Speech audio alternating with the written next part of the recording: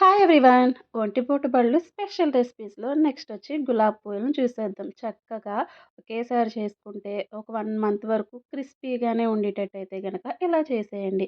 ఒక కప్పు మైదా పిండి, అలాగే ఒక కప్పు బియ్యం పిండి తీసుకొని అందులోకి ముప్పావు కప్పు పంచదారని తీసుకోండి. మీరు బెల్లం తీసుకుంటే ఫుల్‌గా ఒక కప్పు తీసేసుకోవాలి. ఇందులోకి కొంచెం సాల్ట్‌ని యాడ్ చేసి కప్పుకి కప్పున్నర వాటర్ వరకు ఖచ్చితంగా పట్టేస్తే మీరు వాటర్ చూసుకొని వేసుకొని చక్కగా ఒక 2, 3 గంటలు నానబెట్టేయండి. కన్సిస్టెన్సీ అనేది ఈ వీడియోలో చూపించినట్టుగా ఉండాలనమాట.